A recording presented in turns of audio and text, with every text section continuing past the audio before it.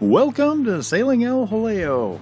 I am a mid-40-year-old who in my early 40s became disillusioned with modern society and all of its promises and pitfalls. Feeling that life was getting a little too boring, I decided to do the logical thing, which is to buy a 40-year-old sailboat and spend the next 3 or 4 years converting it into a long-range, off-grid sailing vessel. Or it might have just been a midlife crisis, who knows.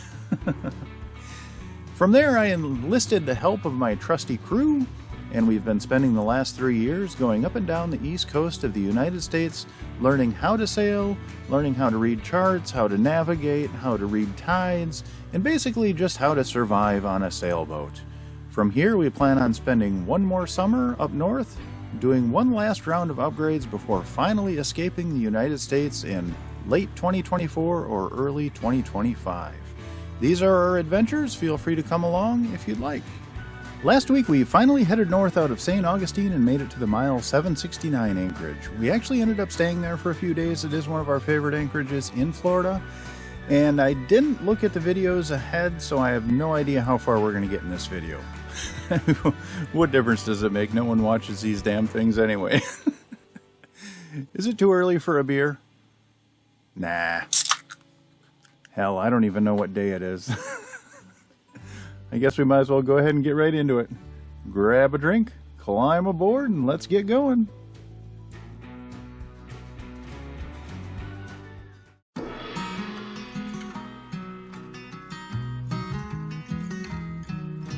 I walk to a river I cannot swim across. Every time I leave that house, I run into my boss. There's always someone yelling right into my ears. So I guess it's time for me to get up and get out of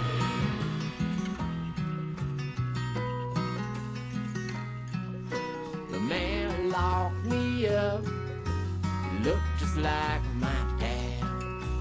Every time I wag my tongue, it always turns out bad.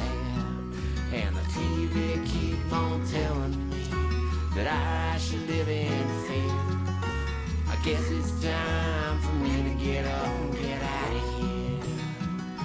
I guess it's time for me to get up and get gone. The killers came to do their worst and I fall down alone. I followed right behind them, my dear. I don't know where you go when you go on a trip like that. Always make me circle round like a rabbit around the track. There's water in the mountain streams, it runs by cold and clear. I guess it's time for me to get up and get out of here.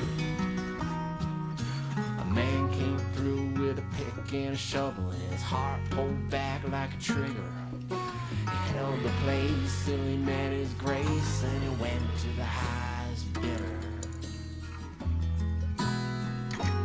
Well, sometimes this world goes away and gets buried in the snow. Sometimes she will go away and she's someone I don't know. Well, maybe I'll be back around, see you sometime next year. I guess it's time for me to get up and get out of here. I guess it's time for me to get up and get out of here.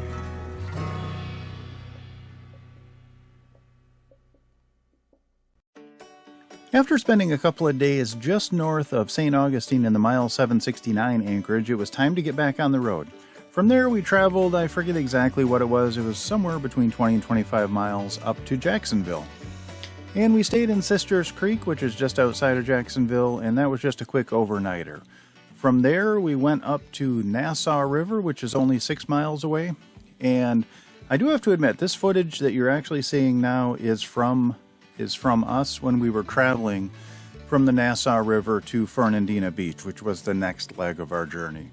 For a couple of days I didn't bother setting up the camera. Some days I don't feel like going through all the rigmarole of getting all that junk out. And this was a couple of those days. But once we were going through Sisters Creek, it's only 6 miles to Nassau River, and we were starting to fight against the tide quite a bit. We were coming into a stretch where the lunar cycle meant we were going to be seeing extreme tides, and we were running against the current for a lot of the time, which is very frustrating. And I knew if I got beans off of Frank that we would be able to go much faster through the water. So we got to Nassau River. It took us, I think, 4 hours to go 6 miles. It was a little frustrating, but we anchored in Nassau River.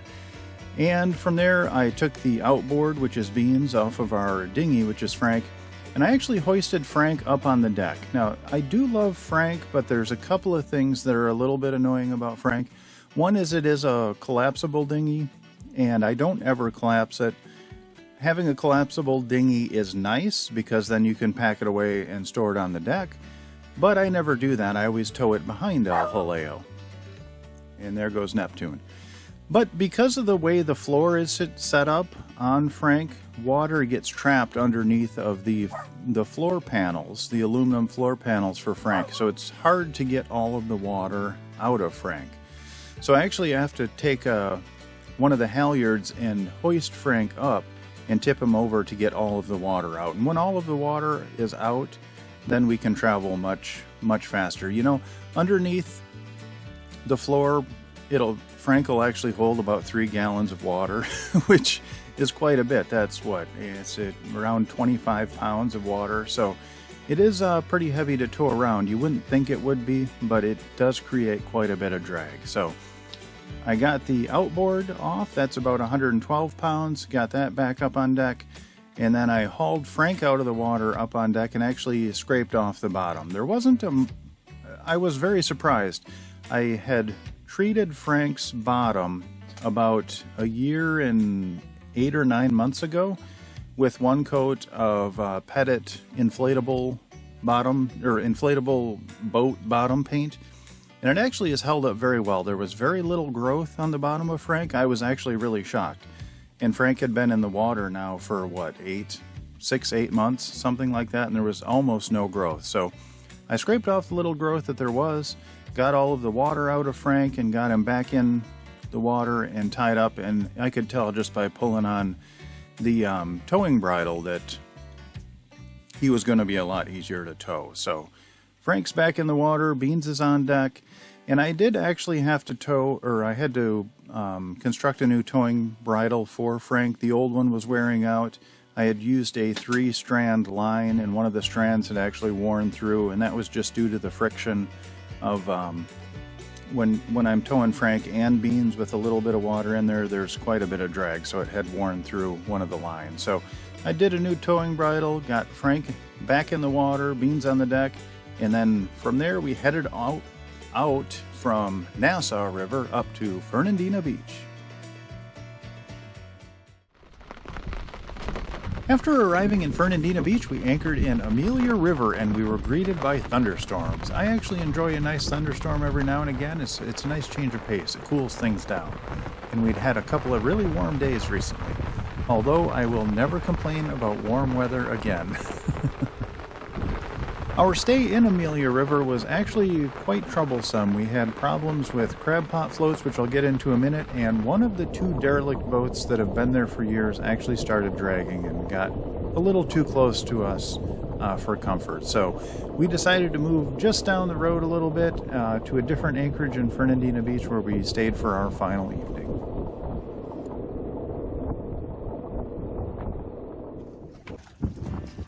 Hey y'all, we are in Fernandina Beach with its lovely industrial scenery, which doesn't bother me at all, but luckily the wind is blowing away from the paper processing plant. Yesterday it was coming towards us for about an hour and it kind of stunk, but the wind should be blowing away from us until Tuesday morning, or blowing that way. Until Tuesday morning when we plan on leaving.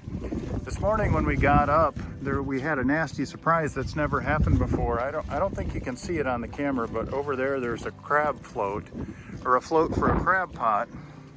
And I'm gonna duck down here to get out of the wind. But normally a crab pot will have a float on it marking its location.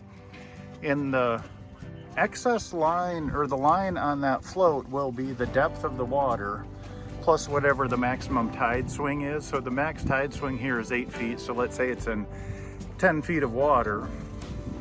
The line that attaches the float to the trap would be 18 feet long.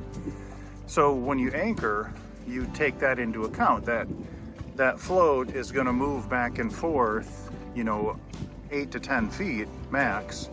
So when I let out my chain, if I let out 120 feet of chain, I want to be at least 10 feet away from those floats, which is what I always do.